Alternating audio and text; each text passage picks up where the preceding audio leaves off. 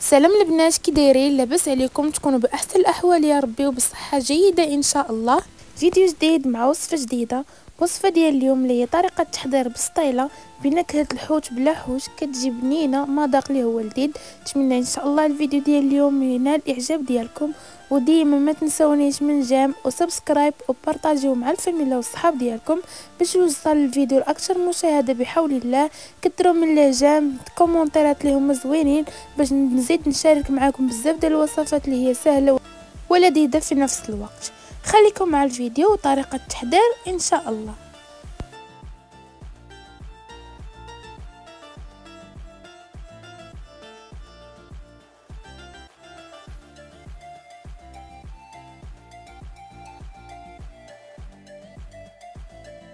ونبداو على بركه الله بالمكونات.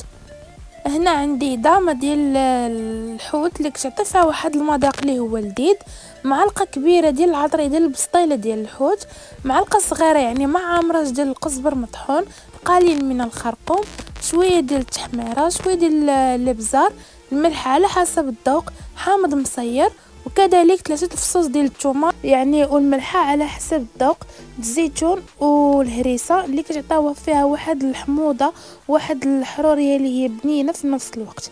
هنا خديت لادان غسلته مزيان، رقدته في الملحه والحامض وغسلته مزيان على الطريقه هذه، وقطعته طريفات اللي هما متساويين.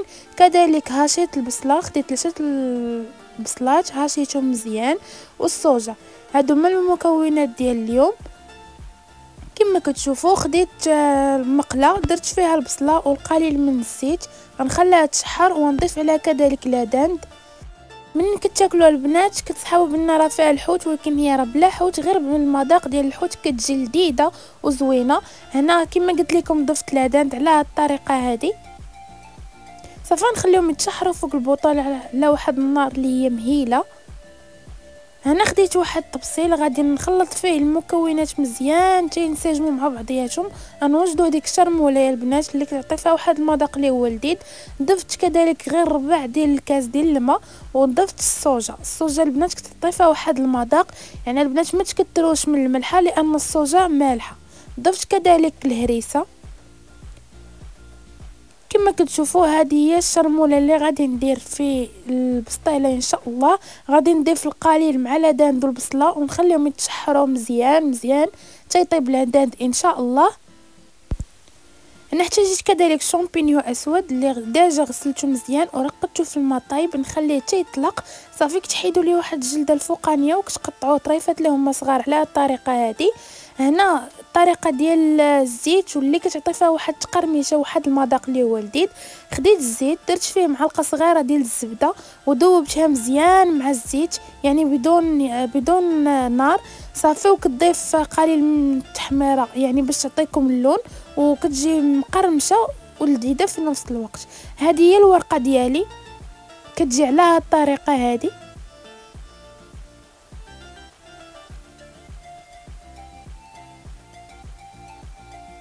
صافي الزيت اللي حضرت معاكم كنديروه من الفوق ديال الورقه باش نحلو بهم الورقات، نحلو الورقه وحده على وحده على هذه الطريقه هذه، يعني ما كتقطع ما حتى شي حاجه. صافي انفو كدهنوا بالزيت كتحلوا الورقه الاولى على الثانيه على هذه الطريقه هذه، وضروري ما نديروا ليها بحال هكا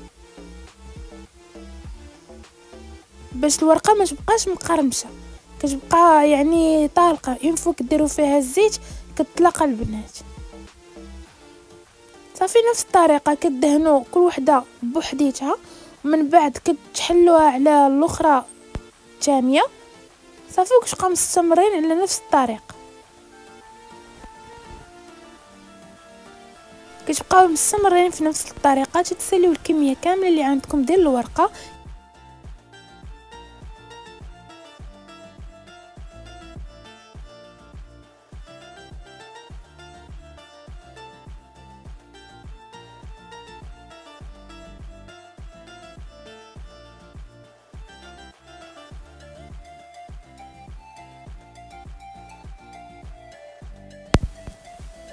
هنا كذلك احتاجيت الفرميسال يعني ديال الروز، سلقتها مزيان، من بعد صفيتها من الماء ديالها. نضيف عليها شامبينيو على هذه الطريقه هذه،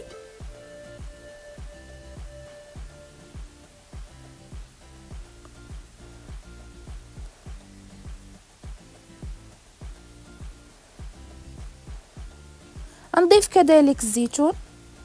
هاد الشرموله وهاد الطريقه اللي غادي نحضر معكم دابا كتجي لذيذه وزوينه، غير جربوها ان شاء الله وغادي تعجبكم. بسطيله ما كدي معكم لا وقت لا حتى شي حاجه، كتوجد واحد الوقت اللي هو ساهل وفيها واحد المذاق اللي هو لذيذ. كذلك ضفت عليها الشرموله اللي ديجا حضرت معكم واللي فيها واحد المذاق اللي هو خطير. كما كتشوفوا من بعد ما خلط المكونات مع بعضياتها كيجي على هاد الطريقه هذه. غنخليوها على جنب ورجع معكم بحول الله.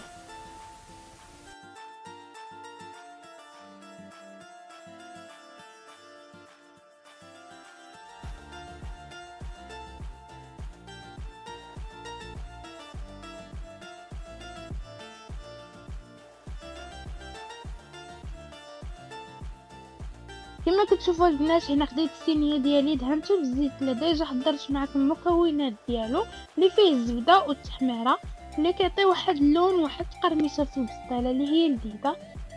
صافي هنا غادي نسرحوا الورقات ديال البسطيله على هاد الطريقه هذه، يعني لتحت ديال البسطيله كيحتاج 4 ديال الورقات البنات على هاد الطريقه هذه. يعني فين ما كتحطوا الورقه الاولى على الورقه الثانيه كدهنوها بالقليل من الزيت.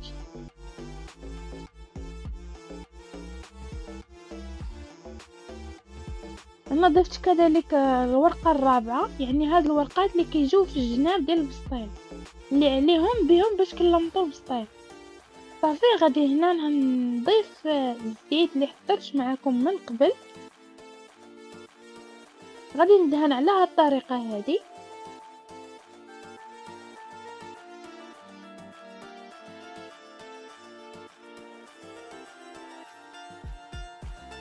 هنا هذه هي الورقه الخامسه والاخيره اللي كتكون في الوسط ديال البسطيله، غادي ندهنها حتى هي بنفس الطريقه، يعني الزيت ضروري البنات فيك تدهنوها بشويه ديال الزيت على هاد الطريقه هذه.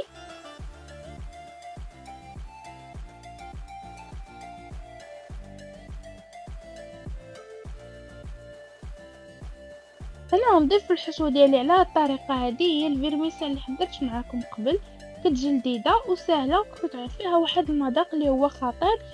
كاين بعض الناس كيقولوا لها الفيرميسيل، كاين اللي كيقول لها شعريه الشينوا، يعني كل واحد الطريقه ديال الهضره ديالو. صافي نعمر الجوانب كاملين يعني ديال البسطيله.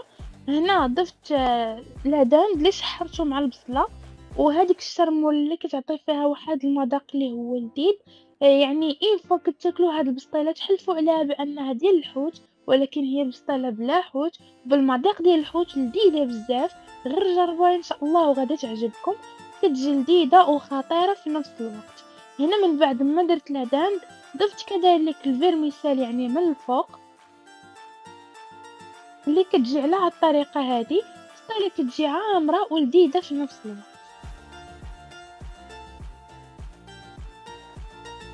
صافي هنا غادي نجمعوا البسطيله او طريقه ديال الطلماط ديال البسطيله لكل شي كيعرف كيفاش يلمط البسطيله، يعني على هاد الطريقه هذه كتجمعوا الجوانب مزيان، ما كتخليو حتى شي حاجه يعني شي فراغ من الجوانب ولا شي حاجه، كتجمعوها مزيان